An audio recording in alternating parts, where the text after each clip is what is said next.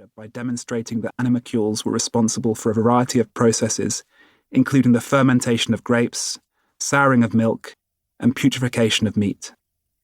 He also proved illnesses and infections were not caused by gods, black magic, imbalanced humours, bad smells, or inauspicious planetary alignments. Rather, people became sick when minuscule, invisible pathogens in the environment enter our bodies. But it is now very clear that animalcules are not just agents of decay, death, and disease. In the last couple of decades, researchers have begun to appreciate how bacteria and viruses perform a wide range of roles that are vital to the functioning of our planet, bodies, and even our minds. Human life, indeed complex life in any form, is inconceivable without microbes. The Tree of Life.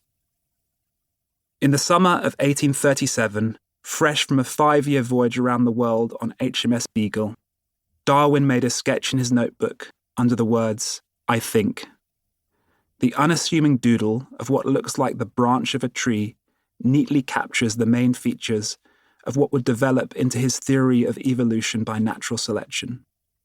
When populations from a single species find themselves living in different surroundings, random variation, combined with natural selection for traits that provide an advantage in each particular environment, eventually results in the emergence of a separate species. This process, repeated again and again over hundreds of millions of years, accounts for the kaleidoscopic variety of life forms on our planet. When the genealogy of all living things is mapped out on paper, it looks like a vast tree.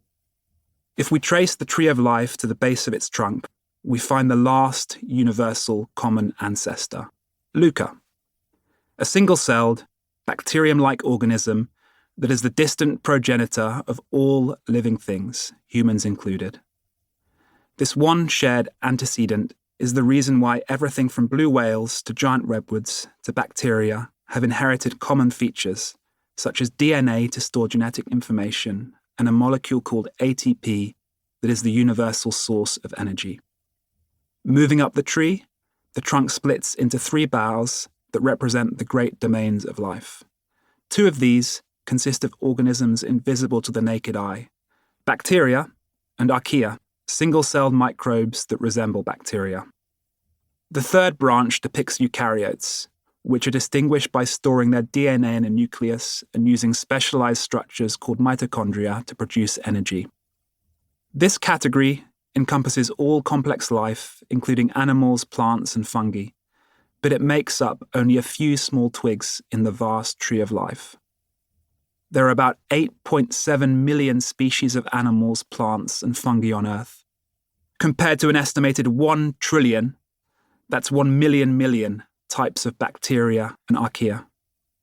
Less than 0.001% of all species on the planet are eukaryotes. The American paleontologist Stephen Jay Gould argues that, on any possible, reasonable, or fair criterion, bacteria are and always have been the dominant forms of life on Earth. One reason for this is the sheer length of time they have existed. Our planet was formed around 4.6 billion years ago. About 1 billion years later, the first evidence of bacterial life appears in fossils. Single-celled eukaryotes emerged some 1.8 billion years ago, but it took more than 1 billion years for the oldest multicellular animals to evolve, and even then they were tiny, worm-like creatures. Humans are relative newcomers. We diverged from chimpanzees between 6 and 8 million years ago, and the earliest evidence of Homo sapiens dates back about 300,000 years. Such immense periods of time are hard for the human brain to conceptualize. But if we compressed 4.6 billion years into 1 calendar year, then bacteria evolved in the early spring. Humans don't appear until about half an hour before midnight on the 31st of December. Bacteria are everywhere.